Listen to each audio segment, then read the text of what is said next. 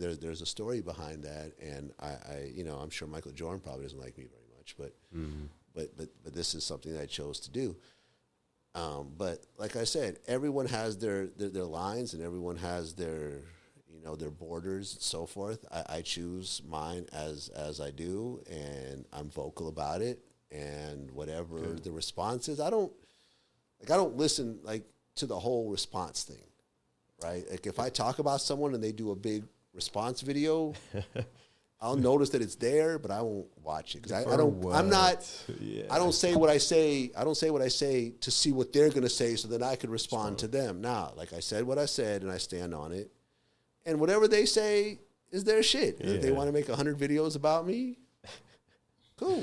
The important stuff will get back to you anyway, so it's like I'm not wasting or it won't. And the reason I brought up Charleston is because he had a very interesting take on Israel and Palestine. Mm-hmm.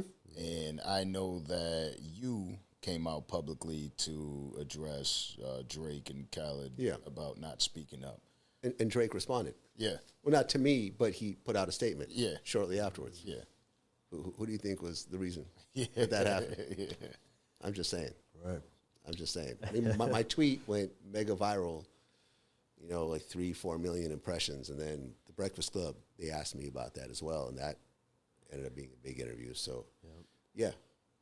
How do you feel about everything that's going on? I feel sad about what's going on. Because I am Jewish myself, and I've been to Israel, but I've also been to Palestine. And I think that the leadership of Israel is fucked up. I don't like Netanyahu. I haven't liked Netanyahu. I don't like this hard right extremism role of,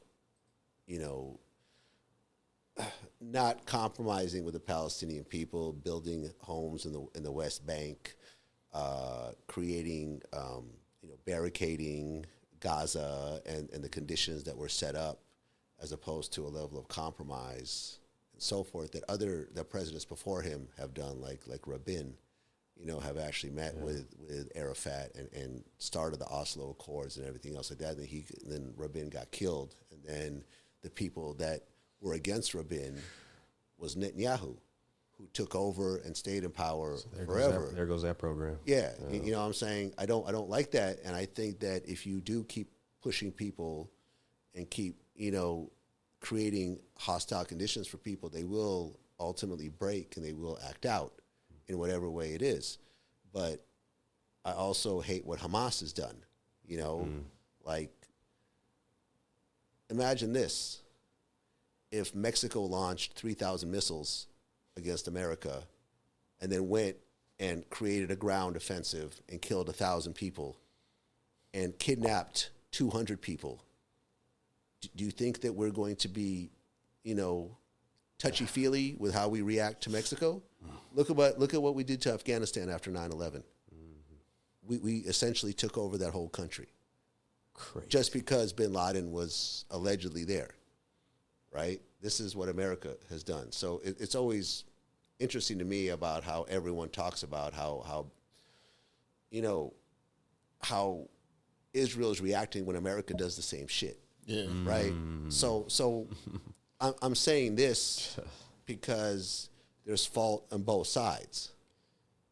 Yeah. It's not an easy solution, because the solution would have been attained at some point. My entire life, your entire lives, there has been a war between Palestine and Israel. There has not been any level of peace between these two countries.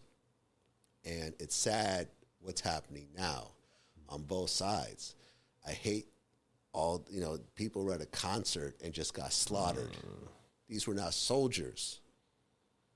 These were young people, young girls, young boys. Tourists. Tourists. People just, I think it was a peace concert or some shit like that. It was, people were just minding their own business and having fun. They were not out there. It wasn't that it was an anti-Palestine rally and this was a reaction to that. No, there was just a concert that got attacked, and people are still kidnapped, and hundreds of people are still kidnapped right now. That's it. You can't excuse that. You can't be okay with that. Yeah. You can't say well, it's not their fault they did that. Who threw the first stone? It's not about that. And I hate that Israel has such a heavy-handed response to this, and in the process, people who are not Hamas are getting killed. That children are being killed, and families are being killed, and there's no electricity, and the hospitals are fucked up. And there's the water supplies are fucked up, and the humanitarian aid is so forth, and so forth, and that is causing waves of anti-Semitism, and then there's waves of Islamophobia, and so forth. An old Jewish man got killed during a protest recently. Yeah. You know what I'm saying? Like it's fucked up, it's and wild. It makes people feel more comfortable to trash somebody because of how they were born or what their religion is. And to say this whole group of people is evil and fucked up. And there's a group of us that we're okay saying this. As opposed to saying the leaders of these two organizations, Hamas and Israel, are fucking up their own people in the process. In the grand scheme. In the grand scheme of things. Yeah. Netanyahu, like I said, I don't like. Hamas doesn't recognize Israel as a country. They see them as occupiers and will not communicate with them directly. They have to talk through the Palestinians, the Palestinian government. There has to be an intermediary between these conversations because they will not address them as an actual country. They're not accepting, neither one is really accepting the two-state solution. And it's fucked up, but it's not because, Muslims are bad people or Jews are bad people. It's whoever is being at the top are making these decisions that are affecting everyone else and affecting everything on a worldwide level. And that's how I feel. And if you watch me and TK Kirkland, who didn't know about the whole conflict, I did this really. I like TK. I did this whole breakdown of the historic history, the history of this whole conflict, that goes back 2,000 years. Mm-hmm. Israel was the Jewish homeland 2,000 years ago. The Roman Empire came in and kicked all the Jews out, and some of them went to Europe and over time became white. Some of them went into northern Africa and the Middle East and became brown. And when you look at Israel, it's 40%. People think that Israel is just white people. White people. Which is false. 40% of Israel is Sephardic Jews who are brown. Yeah. Or black. It is the Middle East. It's the Middle East. But people have this notion that it's all, because the president happens to be white looking, that this is just what it is. But it's Israel. You know what I mean? When I did a DNA test, I have Bedouin Middle Eastern blood in my DNA. Yeah. This is my family over time came through this. People like to say I'm a fake Jew, but whatever. But like what is that? but if you like if you have a kid with a white woman, and it's a boy who then has a kid with a white woman, that baby's probably going to look white. If they have, you see what I'm saying? Yeah. And if they have a kid again, and that's only 2-3 generations. Right. What's going to happen over 100 generations? I'll have Drake. Yeah. Yeah, but then Drake, look at Drake's baby. Correct. There you go. Drake's baby looks white because he had a baby with a white woman. The baby is 3/4 white. Yeah, I think so. Yeah, Adonis his name, right? Yeah. Adonis. Yeah. Yep. Adonis could probably pass for white. Yeah. Right? Absolutely. You could choose. 100%. He's got like green eyes or something, like blonde hair. Yeah, blue eyes, blonde hair, blonde curly hair. Like, is Adonis a fake Jew? Like, you know what I'm saying? Yeah. Drake's mom is Jewish. Right. So you know what I'm saying? Like, it's one of those things. But my point is that it's sad, man. It's sad because all of it. Yeah. Nobody wants to compromise, and people are getting killed, and this is continuing, and it's I put it out there that I'm Jewish, and I stand behind it. So I get the attacks and I get the whatever, but I try to take a middle ground, Objective truth. because I think that anyone that goes all the way to one side is stupid. Absolutely. It's just stupid. Right. Anyone who says this is the fault of Hamas and that's it is stupid. Anyone that says that Israel is doing all this and is 100% wrong is stupid. Yeah. It's a complicated situation. It's interesting to see people sway as events come out and information Yeah. comes out and Yeah. people learn more about the history and what's really going on. Yeah. To that, people are like, I'm not going to take any stance. That's y'all shit, you know? You said Drake had responded. Did Khaled ever respond? Nope. Because I was thinking maybe he could do like a "We Are the World" record. That would be like his big response. Just gather all the rappers up and be like, "Yeah, let's just try to get some peace going," or because that would be a good non-committal way to respond. Nope. see. I mean, listen, like when I said that Drake and that Drake is the most famous Jewish person in the world, Khaled is the most famous Palestinian in the world, and they should say something. That wasn't an order. That was just something I felt. And they never have to say anything. Drake did say something. Drake did put out a statement, but then 40 also put out a statement, who I believe is Palestinian. Yeah. Like the statement, regardless of what it is, if it's, pro whoever, I think that people need to speak up. But if Khaled never says anything, Khaled never says anything. Life goes on. Yeah. You don't have to listen to me. I don't have a relationship with Khaled. we don't know each other like that. I mean, we know of each other. We've been around each other. We don't know each other. I haven't interviewed him really since VladTV was launched, I believe. Wow. I did some DVD shit with him maybe like 17 years ago. So yeah, I mean, Khaled's Khaled. He's very successful at what he's done, and clearly he doesn't want to touch this topic, which to me is a bit weird, because I believe that he would say that he's like the son of a Palestinian shoemaker or stuff like that. So he would really stand on that. So to me, it's just sort of weird. Yeah. But maybe he feels that might affect some of his business deals, or maybe he just doesn't feel like his opinion, needs to be out there for this. Maybe this is something that he wants to just discuss privately, and that's it. Life goes on. I go to sleep. I wake up, and I don't sit there and badger the situation. I said what I said. The only reason I'm talking about it right now is because y'all are asking me. Yeah.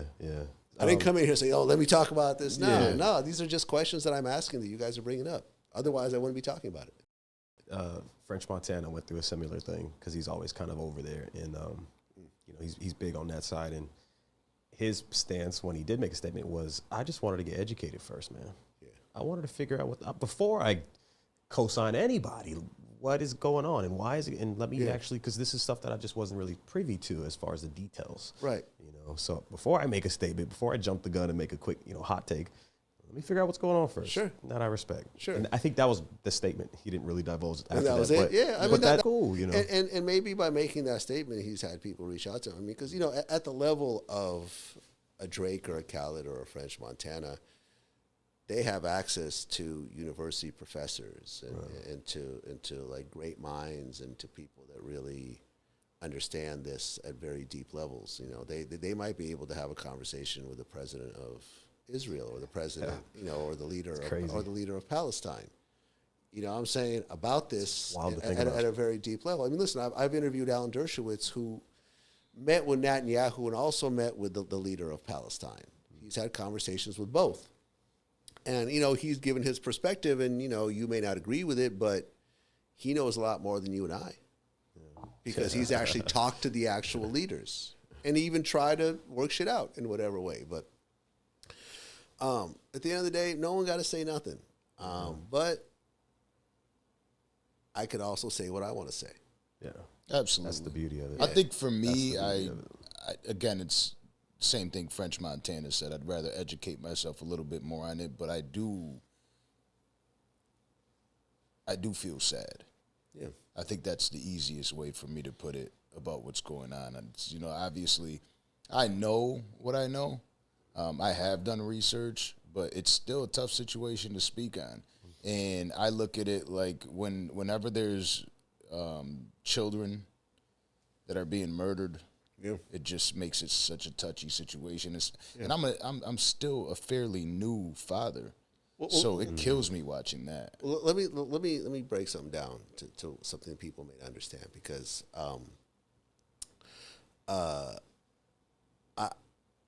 when the way that the Israeli constitution is set up, every person who's Jewish, well, number one, can get citizenship in the country, but number two, there's something called birthright, meaning that they will fly you out there and take you around. Was it the make Aliyah or something like that? Something like Aliyah. Yeah, that's probably the other name for it. Yeah, because you've been out there. Yeah. So me and a group of young adults essentially were flown out. I was maybe 23 at the time. I just graduated college.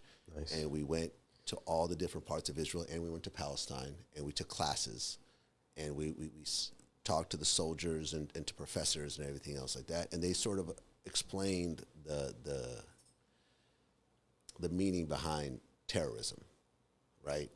Because one person's terrorist, the other person's freedom fighter.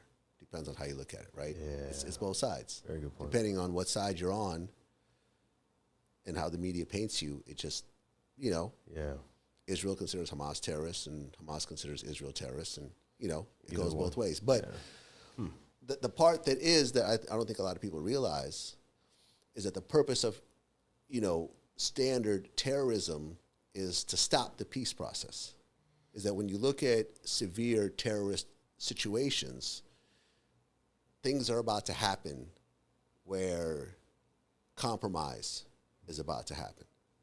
Like things are being worked out. People are giving back things that hard right, people don't want to see happen. So they try to put a kibosh. So for example, right, me and you have some sort of beef, right? And we've had a long-standing beef. I've killed some of your family. You killed some of my family.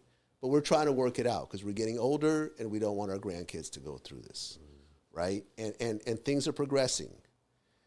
And then one of my people goes and blows up your kids. Yeah. Goes and puts a bomb in your kid in a school bus that your kids are on. And what do you say?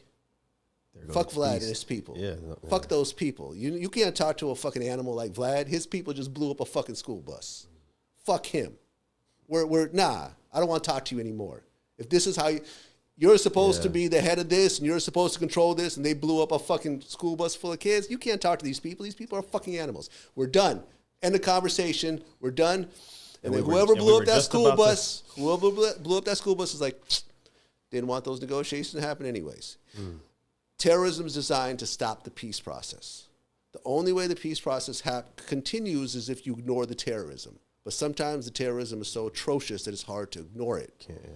Wow. But you have to ignore it to keep going, but it rarely happens that way. So when you see these really severe situations, it's because there's someone that doesn't want things to be worked out. They want it to go their way. I don't want to work it out with you. I want to take over your whole block, and I want you to get the fuck out, and I want to run everything you own. I want to own because I feel I deserve it. And you know what I'm saying? And my boss is trying to work it out, but fuck my boss. I don't agree with him, and I'm going to do some underhanded shit, and I'm going to blow some shit up, and all the work that was done between the two bosses is going to be over, and I get what I want, which is more chaos, and eventually I'm thinking that I'll just get everything I want. And this is the purpose of terrorism, and this is what happens, and it goes both ways. And then, you go and do some shit, then you have a severe reaction. And then you end up looking like the bad guy because you're more heavy-handed. You say, I'm going to go blow up 2 school buses. You know what I'm saying? In retaliation. Now you look like the animal. Yeah. You know what I'm saying? And then at that point, whatever was talked about before is out the window, and that's how terrorism works. Wow. The end. The end. This is what people don't want to talk about. Yeah. This is what happens under the hood. Because look, did Hamas really think that they're going to destroy Israel with those rockets? That one attack. Most of those rockets, were shot down with the Iron Dome and whatever else. 1,000 people got killed, but it's not like there was only 1,001 people in the country.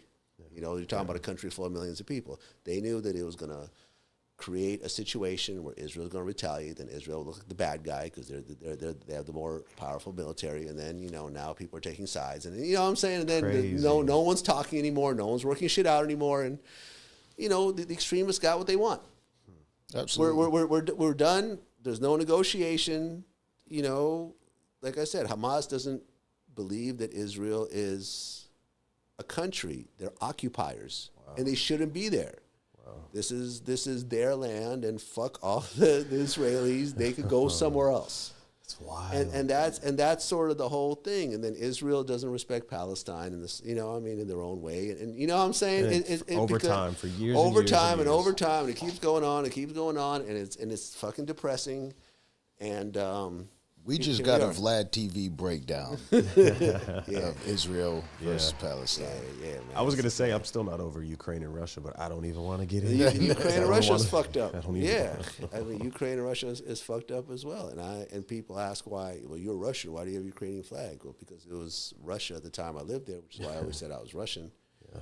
But it was land-wise, like geographically, it was the Ukraine that I was born into, you know what I'm saying? And it's on your Wikipedia. It has both. Yeah. I was like, wait. Yeah, it's a little complicated, but if you look at, I was born in 73, look at Ukraine in 73 as part of the USSR. So, crazy. I understand. Everyone has an opinion, but not everyone understands. Most people just get triggered off of keywords and so forth. They don't understand the history of everything. And, sometimes I'll explain it. Sometimes you have to work it out for yourself. Absolutely. Now, in this landscape